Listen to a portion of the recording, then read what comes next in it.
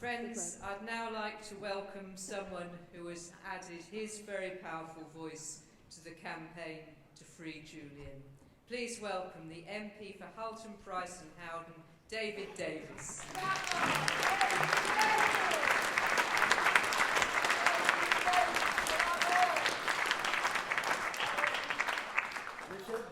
Richard, Len, I guess Alexei too, we agree on almost nothing. Except that this issue is bigger than all of us and more important than all of us. You know, when, you're not going to hear these words often either, when Jeremy Corbyn and I went to America to arrange the release of the last British man in Guantanamo Bay. Ah, here he is, just in time to hear it.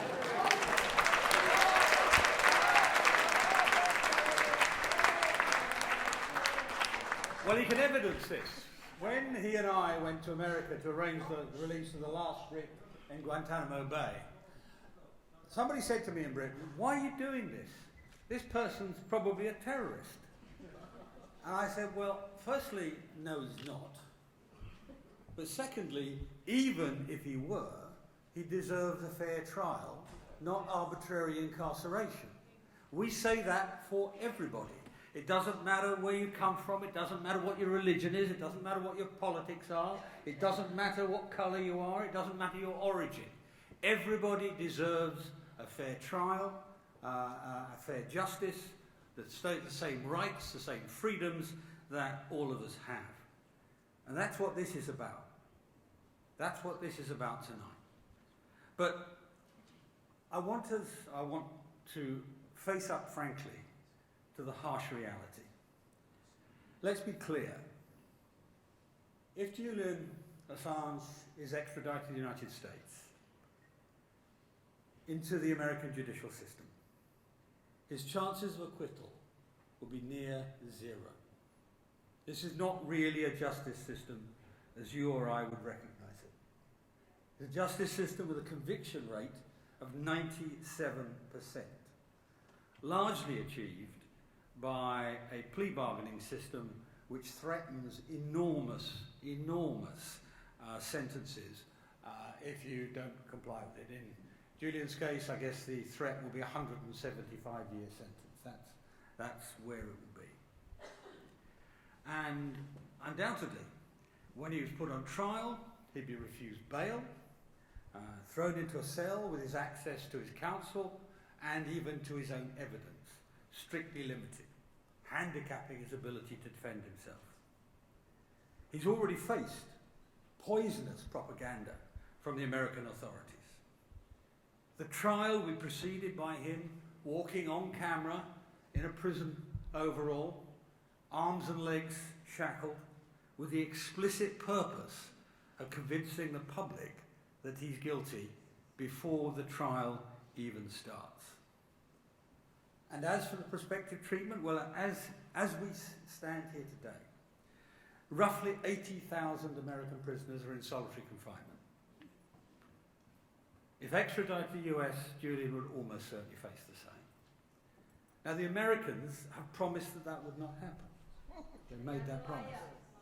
Well, exactly right. The last case I dealt with, going to America, there were all sorts of promises around it, and two of them were broken the moment the deportee landed in America.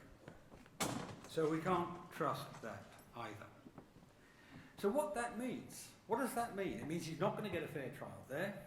So justice for Julian Assange rests in our hands and our hands alone, in the British justice system alone. Now, what actually would happen if Julian was accused in Britain of the equivalent to the US Espionage Act, which is our Official Secrets Act? What would happen if he was here? Well, you know, we actually have some examples. Over the last 30 or so years, we've had 3 high-profile official secrets trials.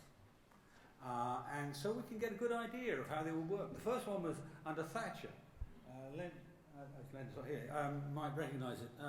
It was a so-called Clive Pontin trial over the so-called Belgrano incident. And this man was a civil servant in the MOD, and he had leaked to the press, and no doubt he did, he'd leaked to the press the fact that the Belgrano was sailing away from the Falklands when it was sunk. The British establishment was furious with this, and so he was put in court, put on trial for breaking the Official Secrets Act. And the judge instructed the jury, imagine that, instructed the jury to find him guilty. And a British jury, I won't render the expletives they probably thought, but they refused. They recognised that what this man had done was technically a breach of the law, but in fact was in the public interest. In fact was in the public interest. And they found him innocent. The next cases were under Blair. They were Catherine Gunn, you may remember that, and Derek Pascal. Catherine Gunn was, I think, an MI5 analyst, and Pascal worked in the Foreign Office. And again, they leaked information, mostly about American activity, extradition and torture, spying on the United Nations and spying on foreign heads of state and so on. And they were arrested and charged. But in each case, the prosecution realised that a British jury would actually find them not guilty. Why? Because what they had done was in the public interest, again. So whilst in British law, technically, there is no public interest defence, every single time it comes to trial, a British jury imposes one. That's actually what would happen if it was in Britain, if Julian faced the trial here. And that's why I think the judges who are ruling on him have to think about that. They have to think, what is the reality? What is it that he's being accused of? And what if he were a British citizen? What if he were here? What would he face? What he would have faced is he would have had a trial, it would have been a fair trial, it would be over by now, and he'd be walking free on the streets of Britain, or home in Australia, wherever he wants to be. Now, we've already heard about the UK-US extradition treaty. And Richard, quite rightly, I think, said that I had opposed it. I was overruled by the then leader of my party, but I opposed it. Because I thought it, frankly, read like the extradition treaty between an imperial power and a colony. It was one way, and we basically had to do what we were told. Yeah? There was in it, however, Article 4, which said, extradition shall not be granted if the offence for which extradition is requested is a political offence. And you know, Parliament only ratified that treaty because that clause was there. If that clause had not been there, I cannot imagine a British Parliament actually accepting that treaty. So, clearly this is a political offence. Let's look at what it is.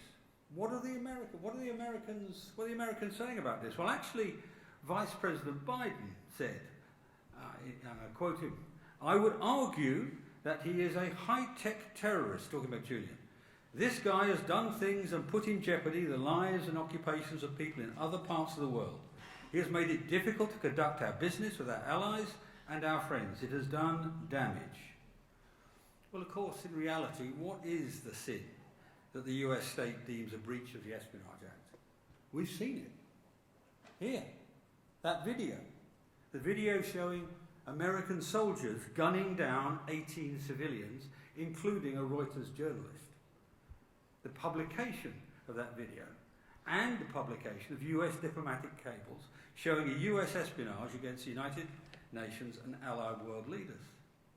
It is, of course, ridiculous to pretend these acts of public interest journalism are crimes. In what world is public interest journalism exposing crimes a crime itself? Clearly not in any sensible world. So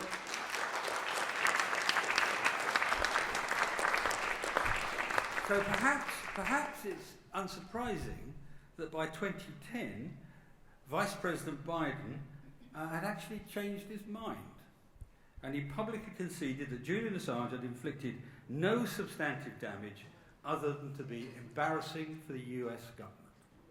Biden had gone from high-tech terrorist to somebody who embarrasses the US government. That's where they are. So the successful extradition of Julian Assange would effectively criminalise investigative journalism as espionage. It would set a legal precedent allowing the prosecution of anyone who breaks the duty of silence on classified American information and state-sponsored crime. It would impose American censorship on British journalism. And for what? In Joe Biden's words, to avoid embarrassing the American government. Shame. Legality aside, and so that's where we are. That's what we're considering today, and that's what the British judicial system should be thinking when they address these issues in a month's time. That's what they should be thinking. And legalities aside, I should never forget, with any of these issues, any issues like this, you should never forget the human side of the episode, the human side of the issue. Over the last 13 years, Julian Assange has undergone a terrible ordeal. His punishment has been beyond anything he deserved, even if he was guilty, and he was not.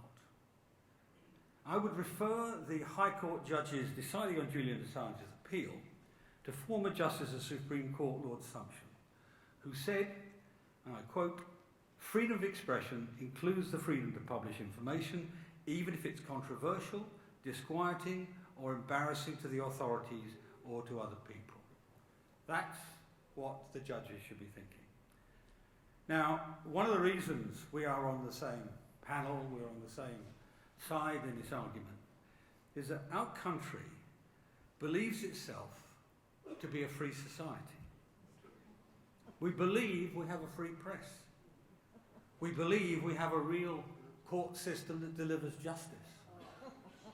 That's what we believe. It's time we lived up to our beliefs. Julian Assange is innocent. It's long past time we set him free.